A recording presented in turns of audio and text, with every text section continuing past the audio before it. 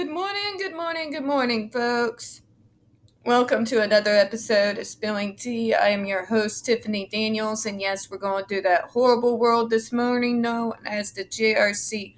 But before we do the usual disclaimers, you are going to see the article link in the description box alongside the other pertinent links to the Stop the Shots campaign, including Autistic Hoya's massive archive on the subject, the 10 plates, sign your name, click on your senator. Any ever-present self-explanatory change.org shut the Judge Rotenberg Center down petition. Folks, when we talk about the JRC, you're going to hear vivid descriptions of and catch clips of surveillance footage of people with disabilities being tortured and abused. If you got young children present, please use your headphones. It is 8:10 a.m. in the morning, folks. This is my second dose of caffeine for the morning. So if I stumble over any of my words, my apologies in advance. We got about 10 minutes before the stream starts again for that versus AH trial. So this will be relatively short this morning. So without further ado, where we left off the other day. And allergies are bad this morning. Of particular interest to me is Lucas' 2016 discussion of theming as being perceived as extra-political, and as if all that matters is the theming itself, and as if the theming is somehow extra-political, extra-cultural. This helps illustrate the ways in which theming has expanded to include any and all spaces that the people encounter in their daily lives. A former student, Anna K., 2015, we've gone over her statement, describes her tour of the building and her first meeting with JRC staff, which occurred in the Mickey Mouse conference room. Again, if I ever went in there, I would have tore out the fucking wallpaper.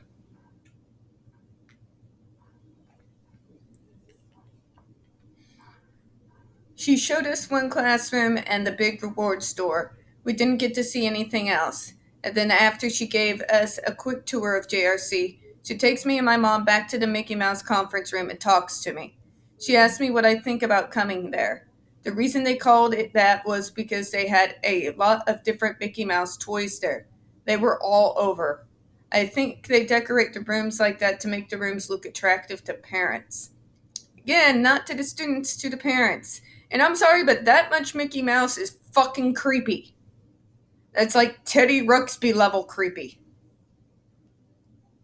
God, what is wrong with people? Less is more, folks. Less is more.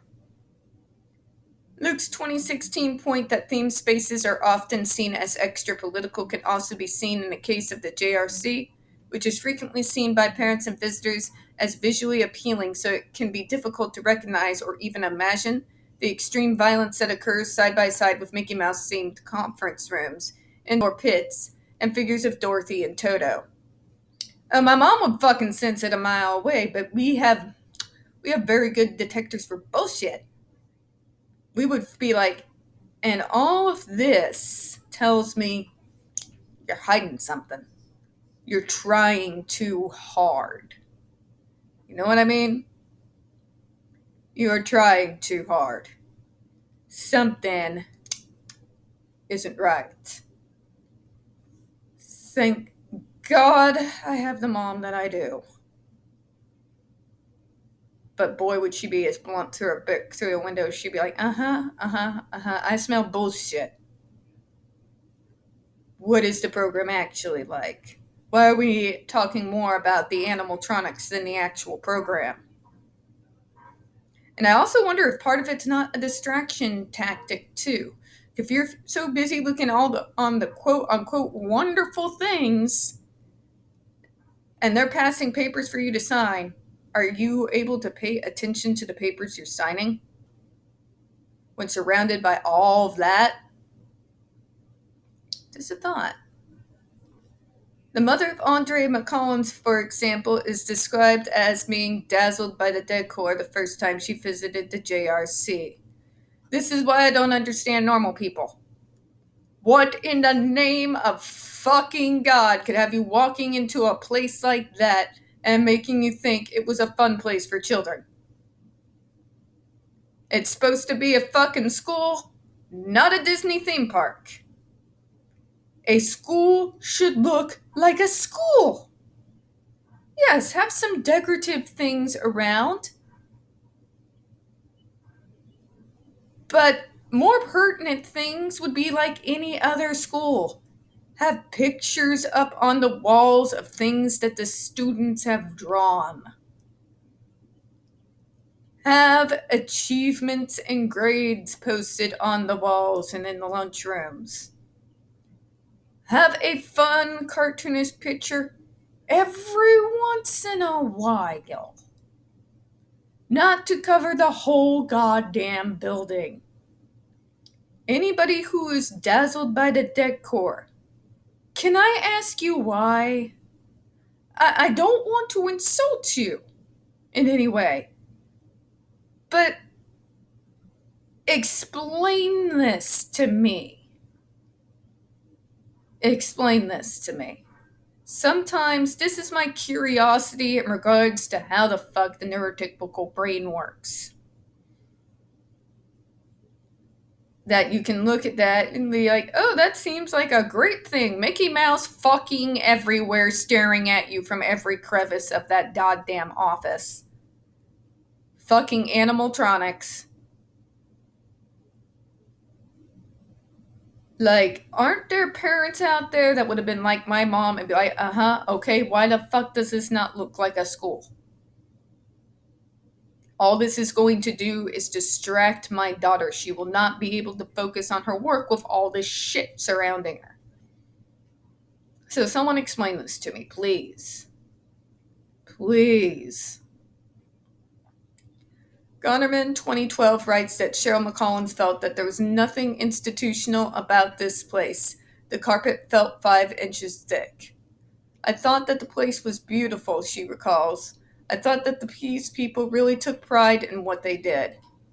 She loved that residents lived in lavishly decorated homes, not dorms. The boys were button-down shirts and dress pants, and there were surveillance cameras everywhere. She couldn't imagine a better way to ensure Andre wouldn't be victimized again.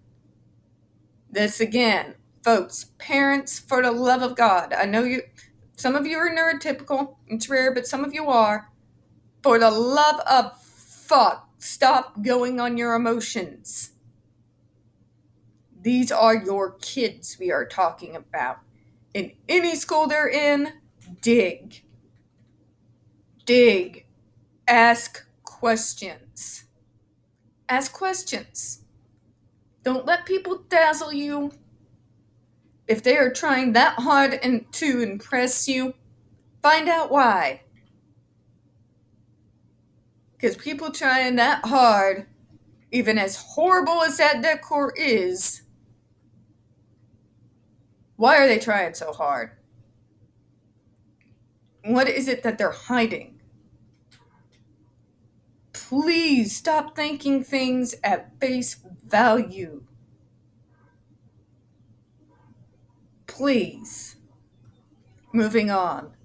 Cheryl McCollins' initial impression of JRC and that it was non-institutional, beautiful, and safe reflects Lucas' 2016 contention that theme spaces are often seen as extra-political and as outside the controversy or acts of violence. So it's a manipulation tactic on two ends. Parents that are not like my mom. Hold on. What Brahma can? Do we have questions? With you? We have questions? Sorry about that, folks. On one hand, and I said it towards the very beginning of these series, they are wanting to appeal to the parents. They don't give a shit what the kids actually think. They're lulling the parents into a false sense of security. Except for those few parents like my mom who would find the whole thing garish, inefficient, unflowing, and for people trying that fucking hard, what are they hiding? And she would know right off the bat that type of environment was entirely too distracting for me to be able to focus on what it would be that I would need to focus on. We gotta think outside the box here, folks. Schools are not supposed to be theme parks. Schools are supposed to be schools. Alright? And any place, a school that looks more like a theme park and having fun than with an actual school, you need to think. You gotta think. Alright? Moving on. One of the ways this sense of a themed space is existing outside one's ordinary conceptions of danger, risk, and political is through the careful maintenance of what Buchanman, 1991, terms narrative kinesis. By this, he is in instance referring to the use of theming to explore the way narratives can be violently imposed on the bodies of oppressed people, and the role that theming plays in the psychogeography of the theme park, and by extension, I suggest, the space of the JRC, and what appears to be a part in an attempt to distinguish itself from historical iterations of the institution that typically appear to be highly medicalized. The JRC boasts that it is colorful, attractive, non-institutional. JRC are resources in D. That's the thing, though. Again, not only did they do a fucking horrible job, that's the most unsightly thing, God. I need brain bleach, even while I think about it. They're trying to hide the fact that they are actually no different than any other abusive horror story institution that has ever been in our history, by making it into a goddamn freaking sideshow freak show themed nonsense. It further claims that the school building is beautifully decorated with colorful prints, sculptures, and other decorations so that the attending school will be a pleasant, desirable experience for its students. Again, folks, it doesn't give a damn about its students, because if they did, they wouldn't have such decorations, because it's too goddamn distracting. Even if you like the decor at that school, all the lights, the colors, the sounds, it's distracting. You're going to be paying attention to that instead of your work. You are not really going to be dedicating any time to your academics when you're being surrounded by that type of environment. You're not. You're not. I'm just saying. Not to mention the fact, school is not supposed to be a theme park.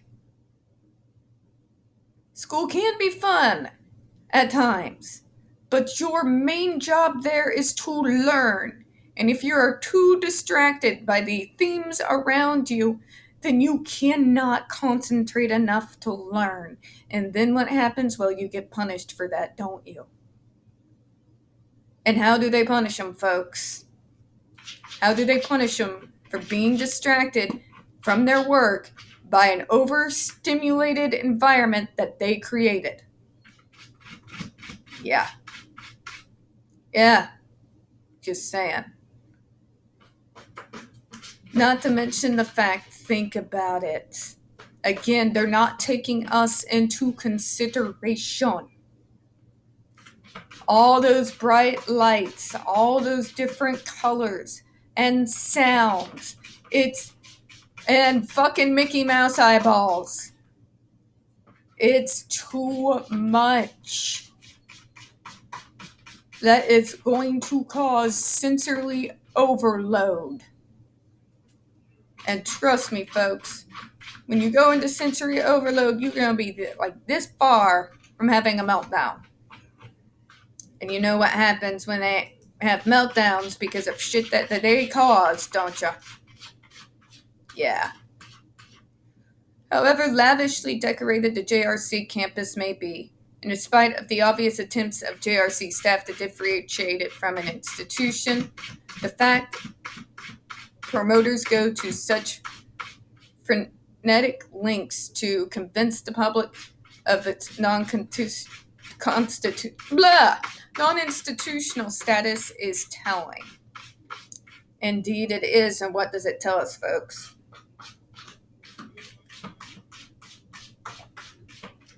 Well, it's really quite simple, actually. What it tells us, it's like the lady don't protest too much. And on that, folks, I'm going to close out for this morning. We don't get very many views on this channel, especially on this topic. The few that we do tend to get removed from time to time. So please don't forget to hit that like button, hit subscribe, and don't forget to hit the comments. I do appreciate your time this evening. And as always, we here at Spilling Tea hope you have a good one.